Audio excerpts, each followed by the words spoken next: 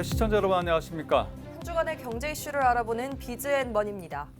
자, 오늘은 가상자산 또는 이제 암호화폐로 불리죠. 이 부분을 오늘 좀 심층적으로 이야기를 해보겠습니다. 이 특검법에 따라서 9월부터는 국내 암호화폐 시장이 사실상 4개 거래소로 압축이 됐습니다. 이런 과정에서 여러 가지 잡음들이 계속해서 나오고 있습니다. 자, 이 부분 오늘 김미연 기자와 함께 자세히 알아보도록 하겠습니다. 자, 김 기자 나와 있죠? 네. 자, 먼저 현재 암호화폐 시장이 업비트라는 한 개 기업에 독점화되어 있다. 이런 이야기 계속 나오고 있습니다. 상황이 어떻습니까? 네, 업비트는 현재 상황 시장 점유율이 80%에 달합니다. 사실 어느 업계에서도 80%가 넘는 독점은 살펴보기 어려운데요. 이렇다 보니 거래 수수료 등 벌어들인 수익만 해도 엄청납니다. 올해 상반기 영업이익 추정치만 약 1조 8천억 원에 달합니다. 단순 계산하면 매일 100억 원씩 벌어들인 셈입니다. 사실 돈을 많이 벌었다고 해서 나쁘다고는 할 수 없는데 팍스 경제TV 취재에 따르면 여러 문제점과 의혹들이 상당히 많은 것으로 나타났습니다. 이 부분 리포트로 함께 보시죠. 암호화폐 업계 공룡, 업비트를 둘러싼 문제점과 의혹들이 속속 드러나고 있습니다. 암호화폐 거래소 업비트 운영을 위해 허위로 회원 계정을 만들고 1,500억 원을 편취했다는 의혹과 법인, 임직원이 자기 회사에서 코인을 사고 파는 행위인 자전거래 등의 문제점이 거론되고 있습니다. 또 업비트 최대 주주인 송치영 의장은 업비트에서 가짜 계정을 통한 허수 주문과 매매 등 4조 2천억 원 상당의 가장 매매를 통해 시세를 조정하고 부당이익을 챙긴 혐의로 기소되어 항소심 재판을 받고 있습니다. 이에 국회 정무위원회 소속 윤창현 국민의힘 의원은 이러한 업비트의 비상식적인 행태에 대해 짚고 넘어갈 필요가 있다고 지적했습니다. 아주 굉장히 이상한 일을 많이 했더라고요. 허위 계정 문제, 가장 거래, 허수 주문, 시세 조작 이런 만일 이게 주식이나 채권이었다면 이건 자본시장법 위반 아주 심각한 그런 자본시장법 위반이 될 수 있는 그런 여지가 있었던 거죠. 그래서 검찰은 그러나 법이 없기 때문에 일반 형법상의 사전자 기록 위작 기소를 했는데 그냥 무죄로 근거가 없다라는 쪽으로 해서 정리가 된 걸로 알고 있습니다. 꼭 형벌로 다스리냐의 문제는 아닌데 다만 그 정도로 좀 비상식적인 좀 일들도 있었다라고 하는 것을 우리가 좀 짚어야 될 것 같아요. 업비트의 시장 독점성도 문제점으로 지적됐습니다. 사실상 투자자의 수수료와 상장 폐지 코인을 통한 수익으로 적지 않은 이익을 챙긴 겁니다. 지금 여기는 80%가 넘는데 영업이익 누적 지금 2017년 이후부터 누적 영업이익이 4조입니다. 이게 다 누구 돈이냐? 코인 거래하신 분들 수수료 다 이제 다 가져가고 상패 코인 거래 통해서 수익이 지금 여기 보면 3천억 정도 났고 조금 독점적인 요소도 있고 실제로 그 독점성을 좀 발휘를 한 것 같아요. 독점성이 한마디로 그 소비자들한테 폐해를 좀 주고 있는 게 아니냐. 그렇다면 이제 뭔가 조치가 좀 필요하다 이런 생각도 좀 들고. 상황이 이렇다 보니 업비트가 시장 독점으로 막대한 수익을 올렸다는 비판이 나올 수밖에 없습니다. 앞서 국회 정무위원회 국정감사에서도 이러한 문제점들이 도마 위에 오르며 업비트를 향한 시선이 곱지 않은 상황. 업비트를 둘러싼 문제점과 의혹들에 대해 강도 높은 조사를 요구하는 목소리도 커지고 있습니다. 팍스경제TV 장민선입니다. 앞선 리포트에서 윤창현 의원은 업비트 독주의 상장 폐지 코인으로 인한 영향도 있다고 봤습니다. 어떻게 된 일입니까? 네, 현재 모든 암호화폐 거래소는 자율적 기준에 따라 코인을 상장하거나 상장 폐지합니다. 업비트의 상장과 상장 폐지 절차가 부실하다는 지적은 올해 국정감사에서도 여러 번 지적된 부분인데요. 업비트가 코인 상장 시 제공하는 디지털 자산 보고서는 표지를 제외하면 단 2페이지에 불과합니다. 또 코인 상장을 심사하는 태스크포스 팀 구성도 부실한 것으로 드러났습니다. 보고서에는 거래지원팀, 기술팀, 준법지원팀에서 최소 1인을 차출해 구성한다고 명시되어 있는데 결국 서너 명 직원이 모든 코인 상장 심사를 담당하는 것으로 추정할 수 있습니다. 업비트가 상장 폐지한 코인 규모는 어느 정도입니까? 네, 업비트는 2017년 10월부터 현재까지 상당한 전체 코인 298개 중 145개, 즉 48%의 코인을 상장 폐지했습니다. 코인 2개 중 1개가 상장 폐지된 셈인데요. 특히 윤창현 의원실 자료에 따르면 업비트는 지난해부터 올해 특급법 신고를 앞둔 9월까지 최근 사이 107종이나 상폐했습니다. 같은 기간 다른 4대 거래소 중 3곳과 비교하면 엄청난 차이입니다. 또 주목할 점은 업비트가 상폐한 145개 코인의 거래 수수료로 벌어들인 수익이 3,143억 원에 달한다는 점인데요.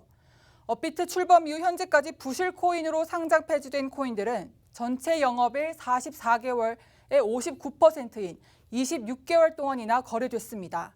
이 기간에도 거래소는 수수료 이익을 챙긴 것으로 파악됩니다. 자, 그러면 이제 정리를 해보면 145개, 부실한 145개의 코인들을 상장하고 또 여기서 이제 거래되게 만든 다음에 여기서 또 이제 막대한 수수료를 올렸다.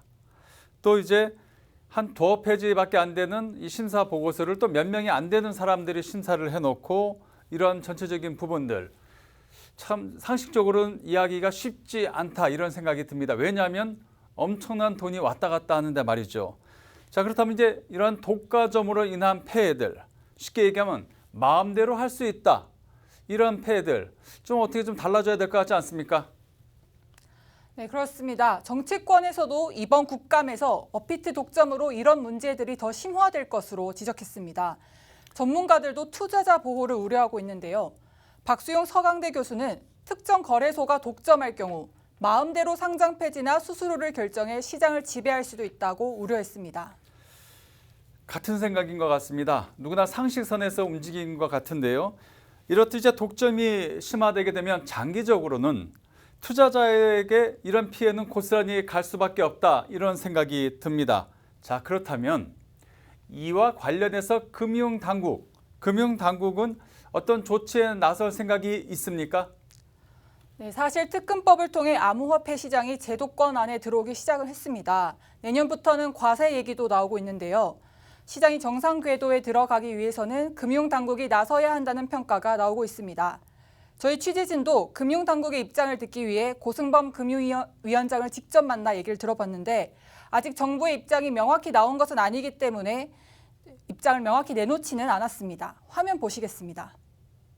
암호화폐 시장 되신 분들이 있습니다. 그거는 잠깐만요. 제가 나중에 제가 지금 자전거 의혹으로 수사를 받고 있는데요. 수사를 받고 있는데 아직 의혹이긴 한데 현재 지금 금융에서 좀 나서야 되는 거 아니냐는 목소리가 나오거든요. 잠깐만요. 그럼 어떻게 되는지 아유, 현재로 죄송합니다. 노릴 예. 있으신가요? 빨리 그리고 지금 아이, 독과점 저기- 문제도 굉장히 심화되고 있는데 할게요. 네, 어떻게 생각하고 계신지 저희 가상자산 바로 어깨 할게 할게요. 오늘 말씀해 주신다고 들어가지고 아유, 죄송합니다. 예. 다만 국정감사에서도 이에 대해 고 위원장이 국회와 같이 적극 협의하겠다고 의지를 밝힌 만큼 조만간 대책을 내놓을 것으로 예상되고 있습니다. 네, 우리 팍스경제TV를 포함한 여러 언론들에서도 이제 이런 암호화폐 시장, 특히 이제 업비트에 대한 문제점을 이렇게 제기하고 있는 만큼 이제 어느 정도 대책이 나올 것이다 이런 생각이 드는데요. 자, 앞으로 그렇다면은 나올 수 있는 정부의 대책들은 어떤 것들을 예상해 볼 수 있을까요? 네, 업비트로 인한 투자자 피해가 계속 생기고 있고 고승범 금융위원장도 이용자의 피해를 최소화해야 한다고 강조한 만큼 상장 폐지 규정이나 시세 조종 등 불공정 거래를 어떻게 막을지에 등과 관련해 가이드라인을 내놓을 것으로 예상됩니다. 이에 관해서 계속해서 취재할 예정입니다. 네, 이 문제점이 상당히 많아 보입니다. 저희 팍스경제TV 앞으로 이런 부분들 계속해서 취재해서 우리 시청자 여러분께 보도해 드리도록 하겠습니다. 지금까지 증권금융부의 김미연 기자였습니다. 수고하셨습니다. 자, 계속해서 이제 다음 소식 이어나가겠습니다. 청호 나이스 하면은 보통 어떤 것들이 떠오르십니까? 보통 정수기 이렇게 생각이 되실 겁니다. 그런데 이 청호 나이스가 일반 정수기를 넘어서 커피 머신 정수기로 이제 시장 경쟁력을 강화하고 있습니다. 물론 여기 얼음도 나오고 있다고 합니다. 상당히 발전을 하는데요. 이 부분 임세린 기자가 취재를 했습니다. 코로나19의 영향으로 집을 카페처럼 꾸미고 음료를 즐기는 홈카페 바람이 확산되고 있습니다. 이런 흐름을 타고 커피 머신 수요가 크게 증가하고 있는데요. 특히 청호나이스의 에스프레 카페 인기가 대단하다고 합니다. 에스프레 카페는 2014년 출시 이후 누적 판매 12만 대를 돌파한 청호나이스 커피 머신 얼음 정수기 시리즈의 2021년형 신제품입니다. 인기 비결은 밸런스 향상과 올인원 등의 차별화입니다. 에스프레 카페는 기존 커피 머신 얼음 정수기 시리즈와는 다른 캡슐 모듈을 적용해 이상적인 커피 추출 밸런스를 만들었습니다. 영국의 환경 인증인 BPA 프리를 취득해 안전하게 이용할 수 있다는 점도 장점입니다. 무엇보다 이전 모델에 비해 약 50%가량 많아진 정수량, 그리고 40% 정도 증가한 하루 재빙량으로 풍부한 물과 얼음을 더욱 빠르게 제공합니다. 청호가 맑은 호수를 의미하는 만큼 위생과 청결 부분에도 각별히 신경을 썼습니다. 청호 에스프레 카페는 멤브레인 필터를 사용하는 역삼투압 정수 방식의 제품으로 0.0001 마이크로미터 기공 사이즈의 초정밀 분리막을 적용, 물속에 남아있는 유해 오염물질을 깐깐하게 걸러줍니다. 청호나이스만의 또 다른 강점은 커피 머신과 얼음 정수기의 모든 기능을 다 담고 있다는 점입니다. 바로 올인원 제품이라는 얘기입니다. 보시는 것처럼 이 올인원 제품을 통해 집안에서도 손쉽게 이 커피 한 잔을 완성할 수 있습니다. 실용성 및 가성비를 중시하는 MZ세대 사이에서도 호응도가 높은 이유입니다. 기존 청호나이스 정수기의 구매 연령층 비율은 40, 50대가 가장 많지만 에스프레 카페의 경우 MZ세대의 비율이 약 40% 초반으로 다른 제품에 비해 높은 편입니다. 올 2월 에스프레 카페가 출시된 이후 청호의 커피 머신 제품 MZ세대의 구입 비중이 9%포인트 늘어난 결과입니다.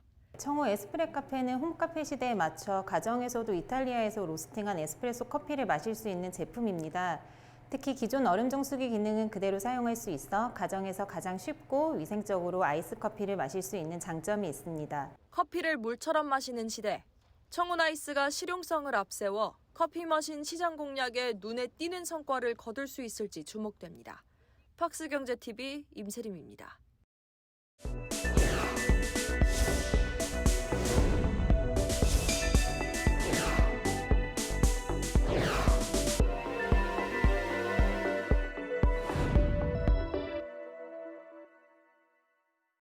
현재 전 국민의 백신 접종 완료율이 70%를 넘었습니다. 그러나 접종 완료자 가운데 기간이 오래된 접종자에게는 추가 부스터샷을 접종해야 된다는 논의까지 나오고 있는 상황인데요. 내 몸속에 백신 항체가 있는지 없는지를 확인하고 추가 접종을 고려한다면 더욱 좋겠죠. 코로나 진단기업 미코바이오메드가 이와 관련한 진단기기의 필요성을 강조하고 있습니다. 김효선 기자가 미코바이오메드 김성우 대표와 이야기 나눠봤습니다. 손가락에서 피 한 방울을 채열해 코로나 증상뿐 아니라 몸속 백신 항체 여부를 알 수 있는 간편함, 그리고 그로 인한 안도감. 미코바이오메드 김성우 대표가 위드 코로나를 대비하기 위해서 바이러스 감염에 대한 여부뿐 아니라 백신 항체에 대한 항체 여부도 진단할 수 있는 진단키트를 개발해 본격 공급하고 있습니다. 현재는 전문가용으로 공급되고 있지만 향후 자가용으로 공급되면 그 효과는 매우 클 것으로 보여지는데요. 미코바이오메드의 진단키트 자세히 소개합니다.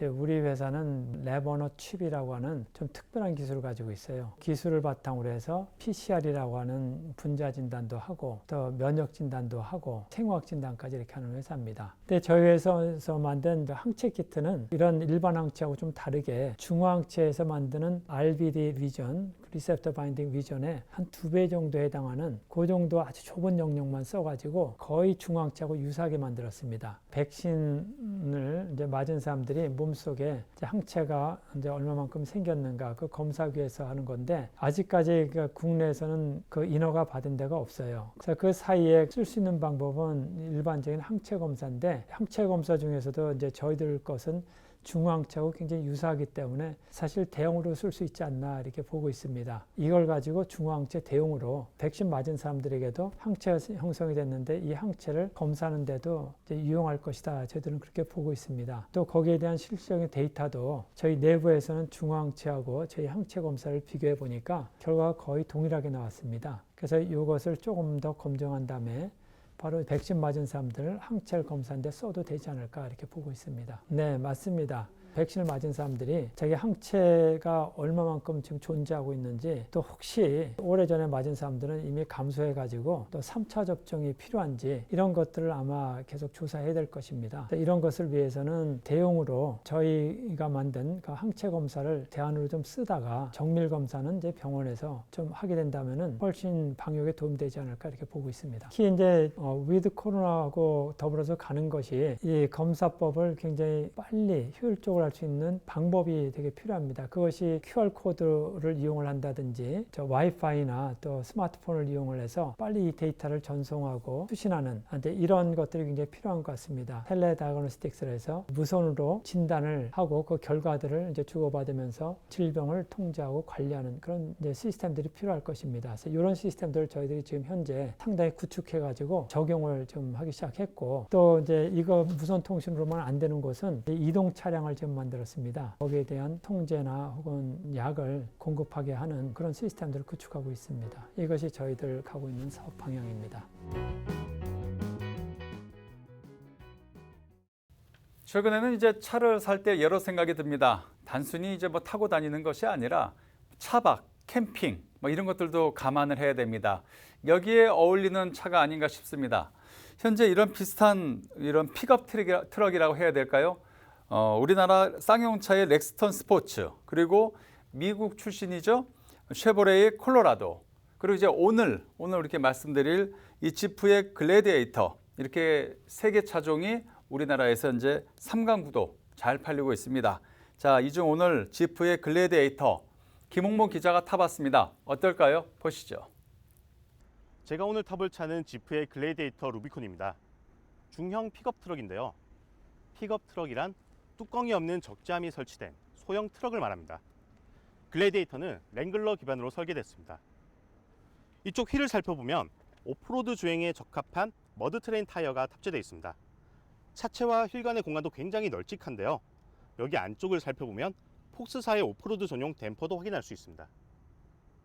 글래디에이터 루비콘은 전장 5600mm, 전폭 1935mm로 국내 시판 중인 픽업 트럭 중 가장 긴 차체를 자랑합니다.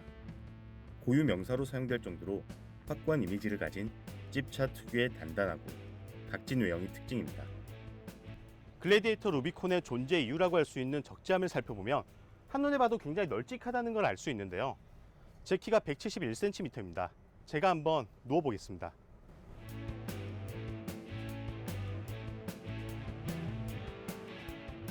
요즘 캠핑이 대세죠.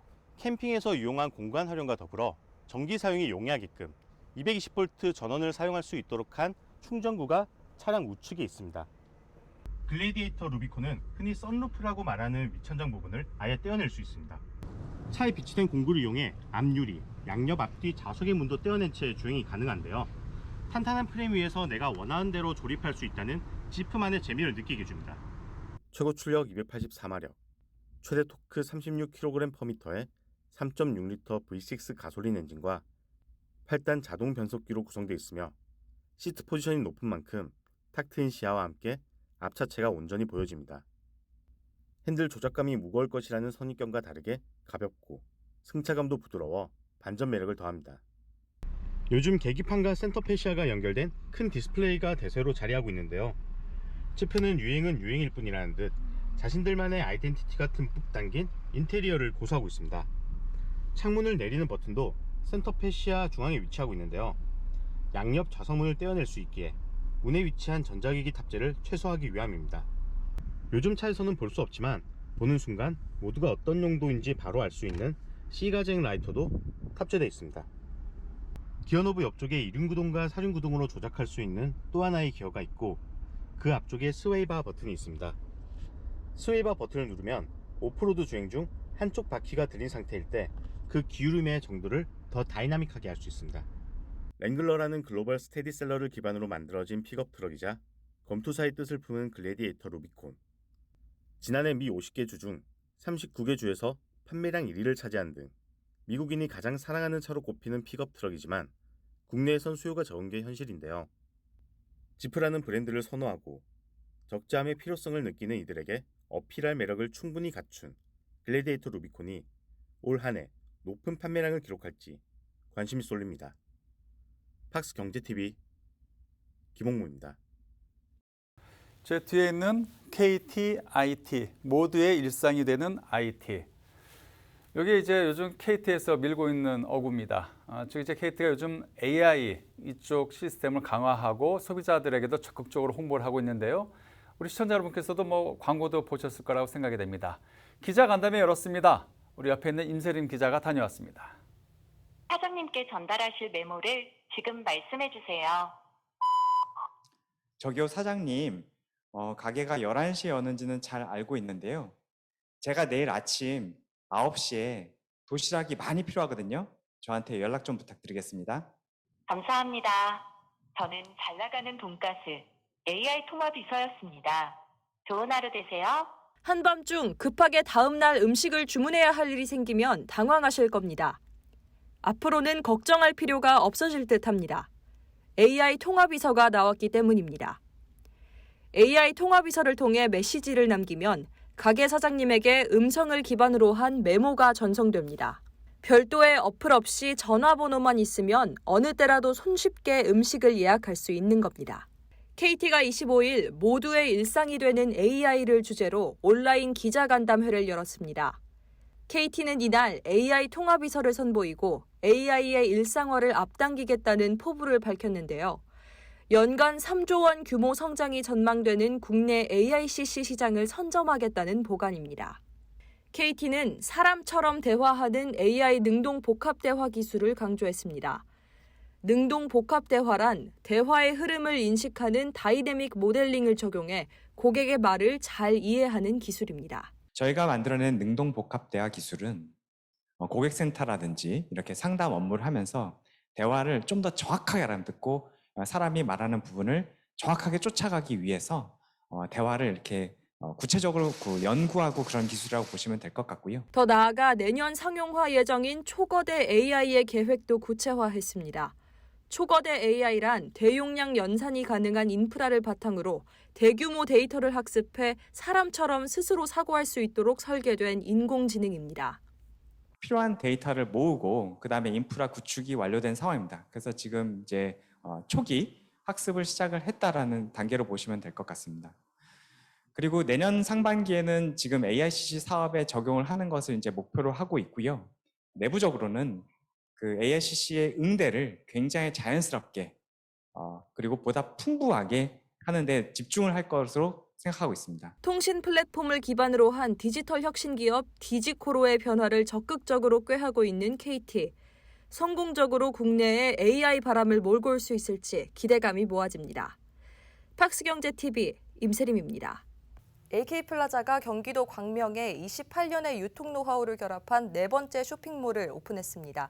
AK플라자 광명점은 KTX 역세권 입지를 앞세워 경기 서부 랜드마크로 자리매김한다는 목표입니다. 박주연 기자입니다. 29일 경기도 광명시 일직동에 문을 연 AK 광명점. 900여 개의 LED볼이 경쾌한 선율에 맞춰 움직이고 프리미엄 식재가 가득 찬 그린테리어 인테리어가 돋보입니다. AK플라자가 일부 고객들에게만 허용하는 고가의 럭셔리가 아닌 많은 고객들이 안락한 일상생활을 누리게 하겠다며 데일리 프리미엄을 지향한 새로운 공간을 오픈했습니다.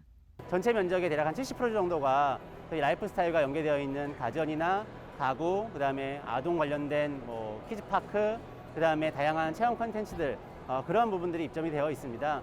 고객들에게 단순하게 어떤 판매 활동만 하는 게 아니라 고객들이 직접 오셔가지고 쉬고 즐기고 먹고 휴식할 수 있는 그런 가족들이 여가 활동을 지낼 수 있는 그런 공간을 제공하는 게 저희 광명점의 특징이고 타 점포와 차별화 포인트라고 말씀드릴 수가 있습니다. 이를 위해 식물 편집숍, 목공소, 드로잉 카페, 필라테스 공간 등 그동안 유통업계에서 볼 수 없었던 콘텐츠들을 가득 채웠습니다. 라이프스타일 콘텐츠가 부족하다는 지역 주민들의 요구에 따라 영화관과 대형 서점도 입점시켰습니다. 아울러 반려동물과 함께 이용할 수 있도록 곳곳에는 반려동물인을 위한 제품들을 구비해 페팸족들의 니즈까지 잡았습니다. AK플라자는 광명점의 입지적 강점과 쾌적한 쇼핑 환경을 발판으로 삼아 새로운 랜드마크로 키우겠다는 포부입니다. AK플라자 광명점은 다양한 체험 시설들이 있습니다. 그런 체험 시설들을 통해서 고객들이 스스로 찾아올 수 있는 그런 대형 쇼핑몰을 구성을 하고 고객들에게 다가갈 수 있는 쇼핑몰을 만들도록 하겠습니다. 한편 AK플라자는 지난해 영업 손실 74억 원으로 적자 전환했습니다. 백화점보다 규모가 작은 지역 친화형 쇼핑몰을 앞세워 홍대, 기흥, 세종에 잇따라 3개 점포를 열었지만 업황 침체와 맞물리며 뚜렷한 성과를 거두지 못했는데요. 이번 광명점 신규 출점을 통해 외형 성장과 실적 회복이라는 두 마리 토끼를 모두 잡겠다는 구상입니다. 팍스경제TV 박주연입니다. 이상으로 BGN머니를 마칩니다. 네, 다음 주에도 우리 기자들이 뛰는 생생한 현장의 모습을 우리 시청자 여러분께 전해드리도록 하겠습니다. 고맙습니다.